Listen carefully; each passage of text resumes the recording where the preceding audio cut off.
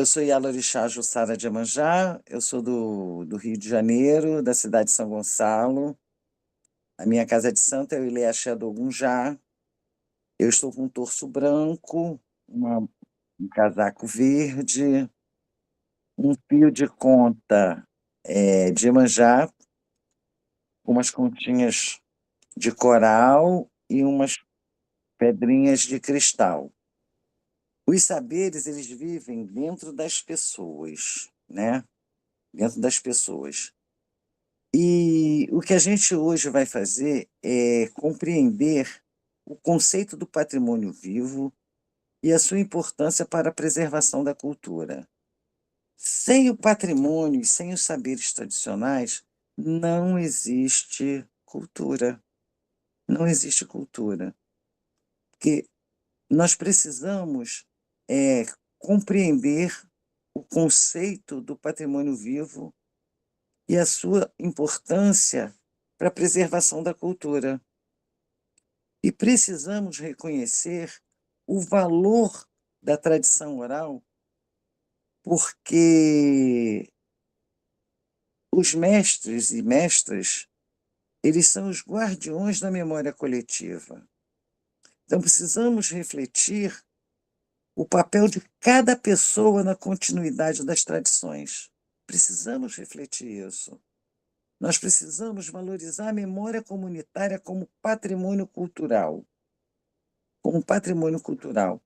Então, a gente tem que ver aquilo que envolve tanto a nossa casa de axé, a nossa casa mesmo, a nossa residência, o nosso território. O que que é aquilo ali? O que que é o patrimônio vivo? O que que são saberes tradicionais? O que que é tradição dentro do seu território? Então, eh, vamos perguntar assim: tudo que você aprendeu num livro? Você aprendeu numa cartilha? Você aprendeu numa televisão? Então vamos partir daí. Então, quando a gente parte daí, que muita coisa a gente aprendeu porque a gente viu, que a gente conhece uma pessoa que fez, né? Então, vamos dizer que a gente. O que, que tem no seu território que ele é um patrimônio vivo? Aí, vamos ver. Quem é a pessoa que começou a preservação daquilo que tem dentro do seu território para ser considerado patrimônio vivo? O que essa pessoa te ensinou? E como esse ensinamento mudou a sua vida? Aqui onde eu moro tem um rio. Esse rio, ele é um patrimônio aqui da minha localidade. Ele é um patrimônio daqui do meu território. Então a gente tem que saber assim, como é que a gente vai cuidar desse rio? Quem é que falou da importância desse rio aqui nesse território? Né? Então a gente tem que saber a pessoa que falou para você sobre o rio, porque se você passar na minha rua, você não consegue ver o rio, porque já tem asfalto, tem tudo por cima do rio, ninguém indica que ali tem um rio, ninguém mostra que ali tem uma ponte, porque fizeram muro, fizeram não sei o quê, mas ali tem um rio, ali tem um rio. Então, assim, a gente teve a preocupação de fazer muro para as pessoas não ficarem jogando coisas dentro do rio, que a gente precisa preservar esse rio. Porque esse rio é um patrimônio, que quando a gente preserva ele, a gente está preservando a nossa vida, a gente está preservando o clima, a gente está preservando as plantações, a gente está preservando a nossa terra, enfim, a gente está. É preservação. E quando a gente preserva, aquilo se torna um patrimônio. E hoje eu estou falando para vocês que aqui na minha rua tem um rio. Então, o que que eu estou fazendo? Eu estou transmitindo para vocês hoje que aqui no meu território tem um rio. Então, a mãe Jussara está falando que aqui tem um rio. E que essa informação vocês não vão encontrar nos livros. Essa informação vocês vão encontrar em quem mora nesse território, em quem conhece esse território. Então, alguém te informou que aqui em Tribobó, São Gonçalo, na rua que tem o Ilhéaxé do Gunjá, tem um rio. Isso é um exemplo de convivência. Então, a gente vive numa sociedade que costuma valorizar aquilo que está escrito, registrado ou publicado. Mas a humanidade existiu durante milhares de anos antes da invenção da escrita. Então, os povos aprenderam a plantar, a curar, construir, cozinhar, celebrar, cantar, cuidar da natureza, observando os mais velhos. Esses são saberes tradicionais, porque não existia livros, não existia universidades, não existia escolas, né? E que bom que hoje existe tudo isso. Aí foi assim que nasceu os saberes tradicionais. Eles não pertencem apenas a uma pessoa, eles pertencem à comunidade, ao território, pertencem à ancestralidade. Por isso que dizemos que pessoas são verdadeiros patrimônios vivos, porque elas sabem tudo sobre aquele território, sabem tudo sobre a cidade onde ela mora, o estado onde ela mora, sobre outros estados, sobre várias coisas. Então, o que que é um patrimônio vivo? Eu sou um patrimônio vivo, vocês são um patrimônio vivo, todos nós somos patrimônios vivos. Por quê? Nós transmitimos saberes.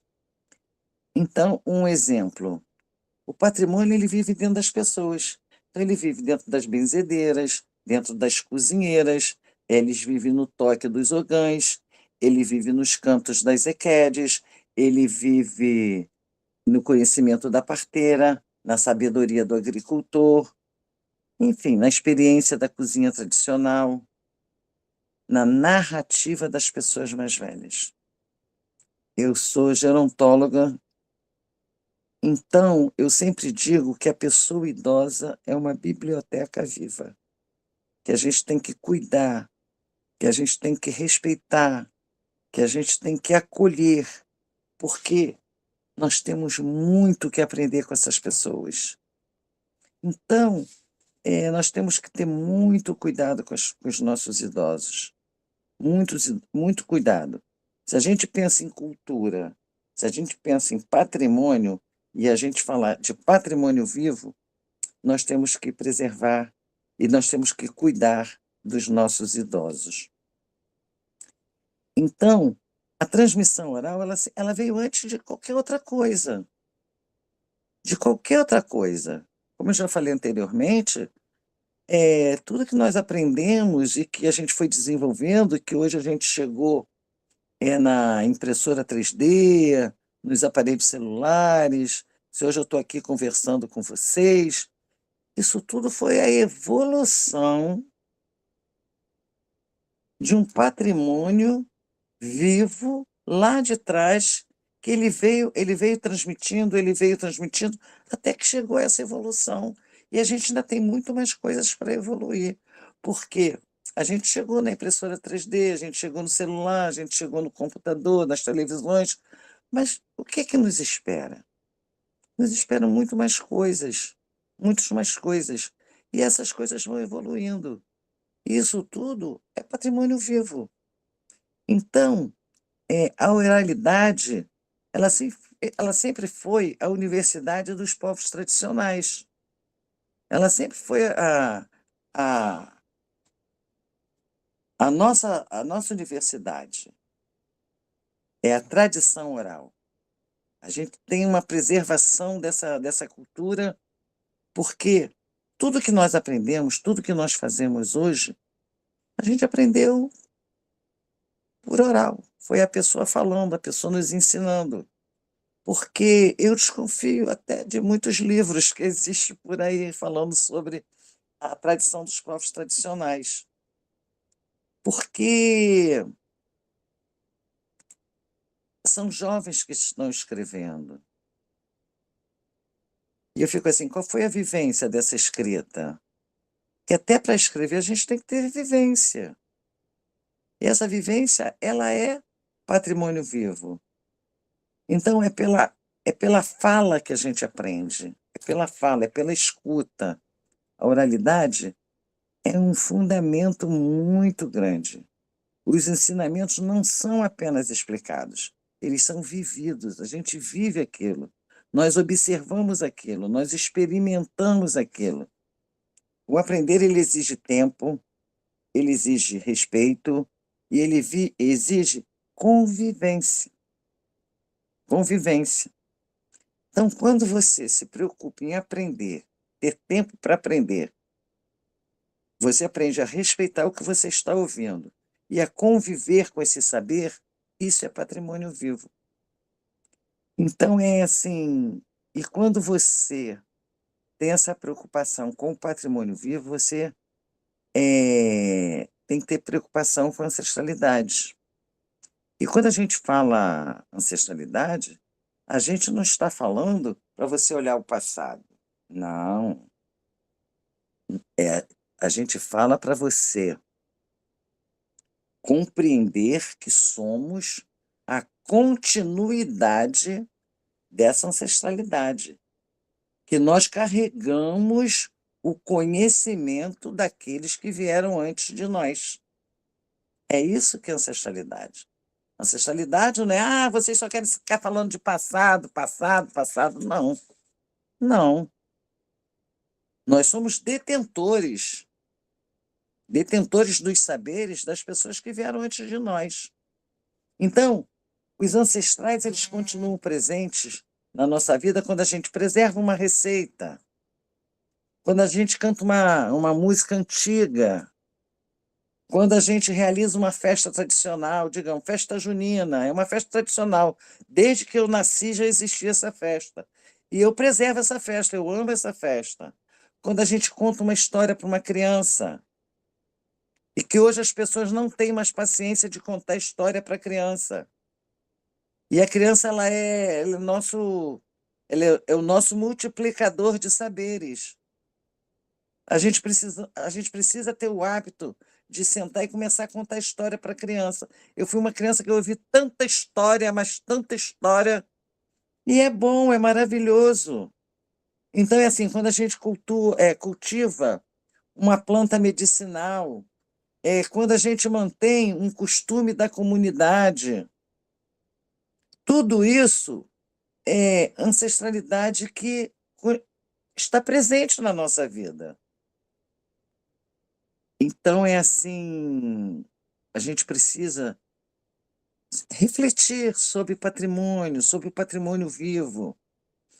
Então, a gente precisa ter, assim, memória comunitária. Por quê? A memória comunitária, ela não vive só nos arquivos.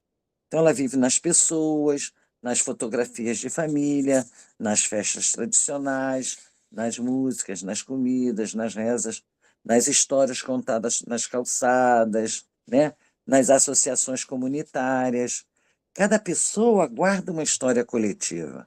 E quando reunimos essas lembranças, construímos uma memória comunitária. Então, aqui onde eu moro, não tem só um rio. Aqui tem outras coisas. E muitas vezes a gente para assim, fica parado no portão de casa conversando sobre as coisas que existiam, sobre as coisas que ainda existem, sobre as coisas que a gente preserva. Então, quando a gente preserva a memória, a gente fortalece aquele sentimento de pertencimento. Assim, não, eu sou daqui. Então, eu sou de Tribobó. Eu não morava em Tribobó, mas eu fiz um trabalho tão grande em Tribobó que eu sou pertencente desse território.